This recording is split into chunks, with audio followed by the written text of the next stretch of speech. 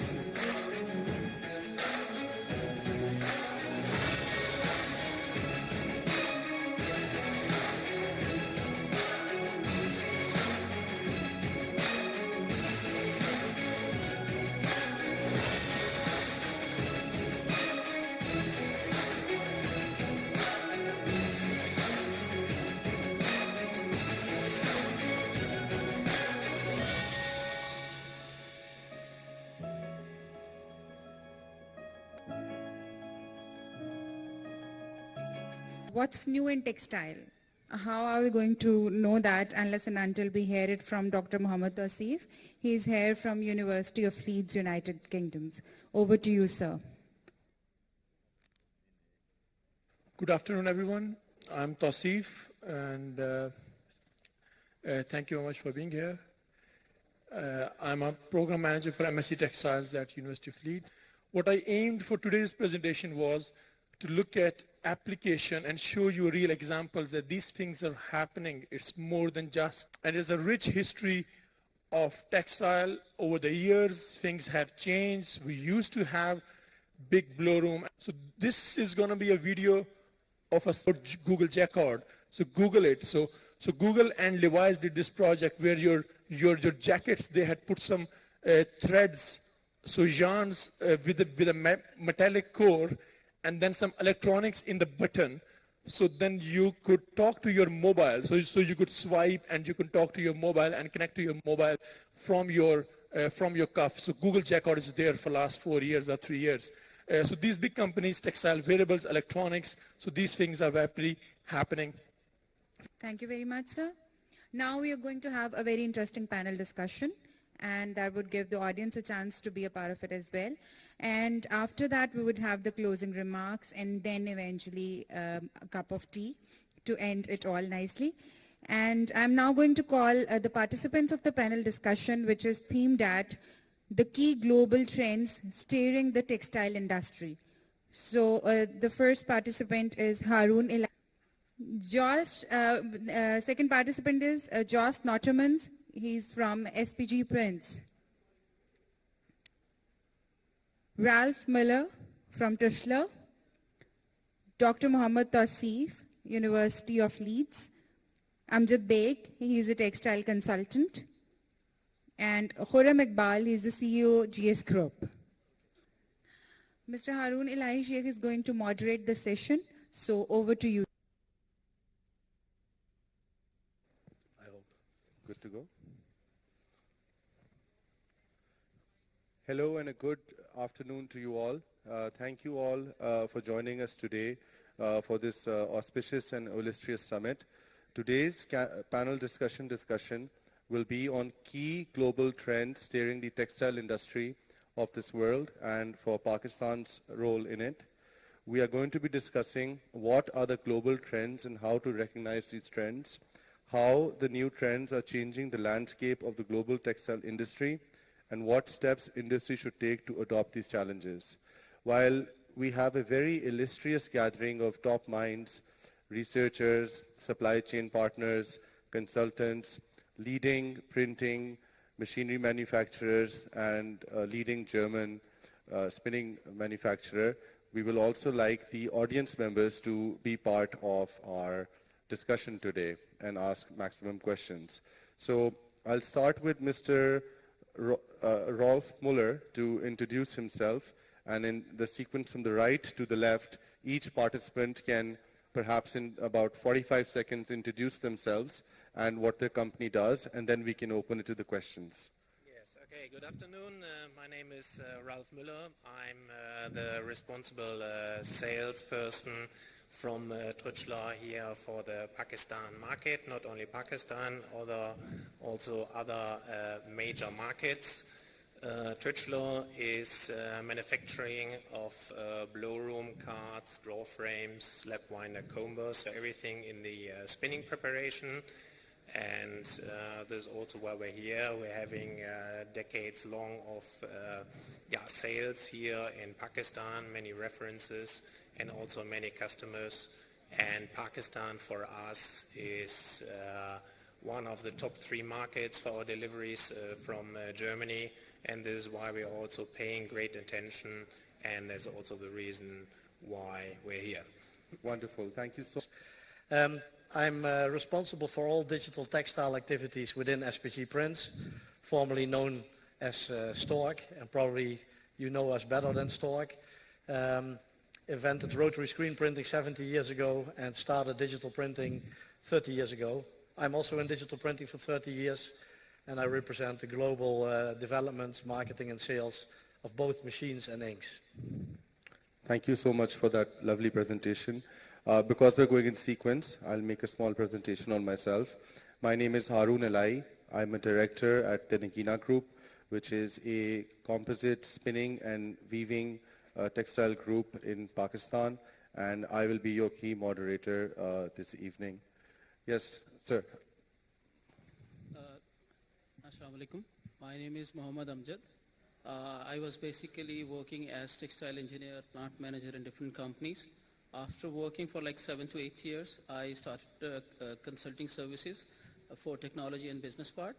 And in 2015, I went off to take my MBA in innovation and entrepreneurship. I've came back and I'm planning to start up my own e-commerce company here in Pakistan for the ethnic wear. That sounds lovely and very entrepreneurial. Thank you. Sir. I'm Tausif, and I'm going to keep it there because I've already spoken too much. And so I'm from Leeds, and I'm an academic and applied researcher. Thank you. Wonderful. Mr. Khurram. Good afternoon. My name is Khurram, and I'm the CEO of GS Group Pakistan. We are a services-based company, and our core business is the supply of imported cotton to different textile units in Pakistan. And we are responsible for about 35% of the imports here. Wonderful. So we'll start off our panel discussion today by asking what are the global trends and how do we recognize these global trends? Mr. Rolf, would you like to answer what are the key trends you are seeing in the world? How for industry in Pakistan to organize itself for these trends? And as Trützler, what is your solution for these global trends?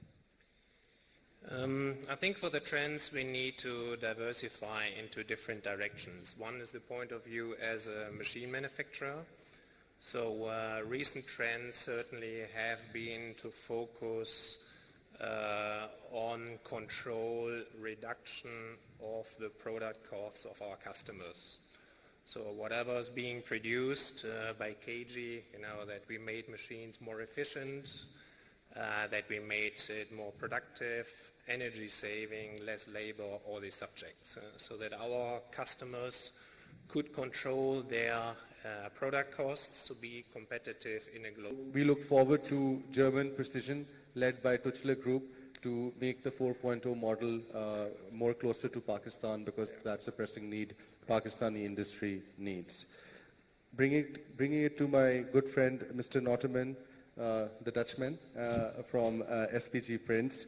What are the global trends, sir, you are seeing? How to recognize these trends, and in terms of printing, dye stuffs, and your company's commitment to sustainability, where do you see your company in this global mix? Well, when we started digital printing 30, my answer is that that's not the case, because we still see our conventional printing growing. Our screen sales is growing. We still sell quite a number of rotary machines each year. And it's logic because if you look at the long-term trend, then the amount of printing is almost linear with the growth of the world population, which is about 1.5% per year. And 1.5% on the 35 billion square meters that are printed in the world today is more than 20% growth in digital on 5. Absolutely. Pakistan's domestic retail industry, especially for ladies suiting, is going through the same cycle which Western retail industry went through, which is more and more seasons. Yes. Instead of having 4, we maybe having 16 soon for ladies suiting. Yeah. Because as long as women are buying, more is selling and more customization. So I think the technology your company offers is good. Next up, I'd like to ask Mr. Khurram Iqbal, CEO of GS Group, to talk about the global trends happening in the global cotton production and what you're seeing in the future and the challenges Pakistani industry, especially the spinning industry, faces from a global supply chain perspective. Since I'm a cotton person, I'll be concentrating more on cotton. We all know that you see this textile, it begins with the fibers, and may it be man-made fibers or cotton. And of our spinning input cost, 70% is the man-made fiber or the cotton. So for any spinner, it is very important that they concentrate on this, buying and how they're buying. You see, generally, if you look, in the last 10, 11 years, the world has become a global village. We are very much connected to the international exchanges. Like, for instance, what is happening in Texas right now, rain or no rain, it is affecting the price of cotton worldwide because we are all connected to New York futures and other intercontinental exchanges and the Chinese futures. Luckily, we have people like you who are heading Nagina Group. You're an example that people take a lot of interest in these new buying patterns and all. And this is why you see we are seeing these new groups with new children who are learning and who are very well, have good insight into these things. And maybe this year or maybe next year, Chinese spinners will jump in and buy a lot of cotton. So yes, for spinners worldwide or spinners in Pakistan, have to take adaptive measures accordingly. They have to buy cotton in such a way that their stocks are there at good prices. And yes, and going forward, you see generally if you're coming out of the spinning euphoria, there's a lot of things changing. Like 10 years ago, I would not be buying anything online. Now everything is online. And if you're only a retail store, like for instance, you know, Walmart, Toys R Us, a lot of stores in the US are closing down because you see, if I am a company and I have a small store of this size and I have like a very big website, I may be making a lot of more money because my cost will be less. Like I was reading somewhere that Amazon has opened the store in Boston probably, where you go and you don't have to buy anything. You just pinpoint certain things and you have a pointer in your hand and the system knows what you have bought and everything is delivered at your doorstep 1 hour later. So you see, these things have to be adopted and I think that is the way to go. Those are very wonderful thoughts. I'll just take you one step back there. So Mr. Khurram spoke about global production surges that could coming in this season. And then Mr. Khurram also said that China's reserves are at an all-time low and at some point the Chinese may be entering to replenish their stocks.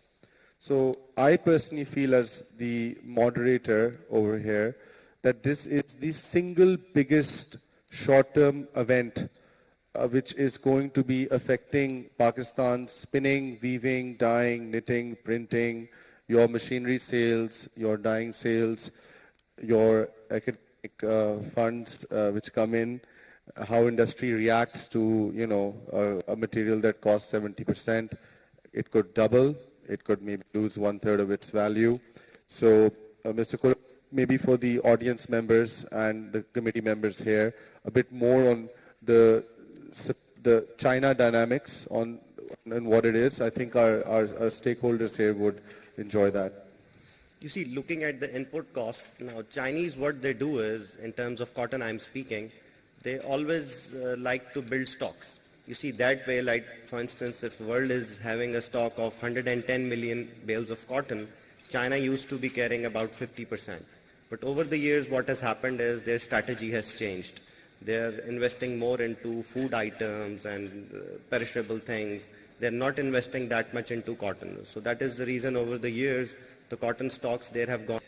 And one more thing, alarming or non-alarming for Pakistan, you see the Xinjiang province, the Chinese are investing a lot of money there and millions of spindles are coming there. And luckily that Xinjiang province is connected to Kashgar, which is connected to the Gwadar port. So what Chinese have to do is that take all their deliveries into Gwadar and take all the cotton up and down. And maybe they can do partnerships here with the mills in Pakistan. So the Chinese will have a very direct impact on Pakistani spinning mills. And they can put us out of business, or maybe they can put us back into business. But luckily, the Pakistan-China relations, they have been supporting us. And Haroon Sahab will back me that in the last few months, Chinese have bought a lot of coarse count yarns from us, and the orders are at the all-time high. So the prospects are good. If you are well prepared and if you have bought your cottons upfront, like a lot of mills, they're investing into new technologies. They're enhancing their spinning units. They're adding cost-effective machinery, more AI into their plants, and yes, and the Chinese are seeing this. So I think Pakistani spinning industry, the big groups have a lot of potential, and if the right guidance is there, yes, the spinning industry can grow really well and fast here. Thank you, Khurram Saab, for your wonderful comment. Okay, thank you everyone for joining this panel discussion on key global trends steering the textile industry. I think we had a very lovely debate between machinery manufacturers and researchers, supply chain providers, and consumers of raw material. Thank you so much for joining us today and to listening to our discussion. Thank you, participants, and thank you, audience members. You're welcome.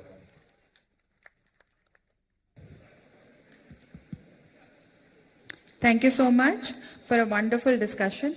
Now we have a few awards to be distributed. I would request Haroon Ellahi Shaikh to please come back on the stage for the award distribution. Imtiaz Rahmani, please come on the stage for the shield.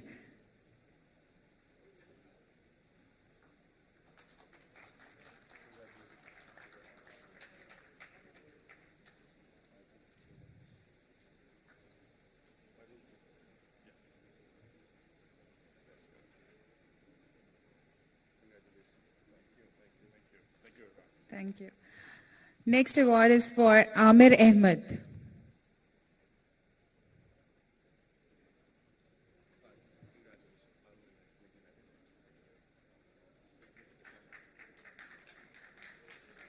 The next shield is for Amjad Beg. So can we have you on this?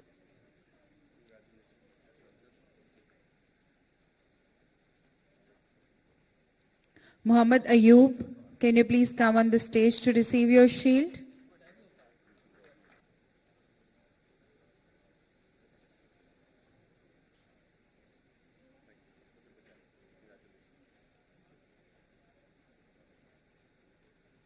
The next shield will be presented to Khurram Iqbal.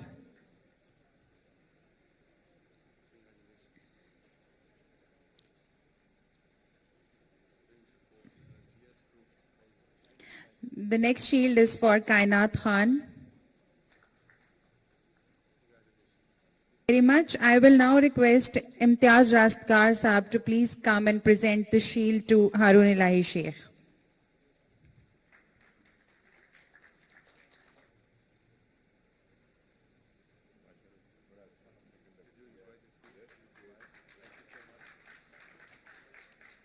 Thank you very much. So with this, we come to the closing session of this amazing event. We have seen the most productive 2 days where people have come forward and they have talked about the challenges that the textile industry is facing, and they have also devised a way forward, that how can we move forward and how can we collaborate with various industries and universities in order to bring about a change for this conference. Thank you very much.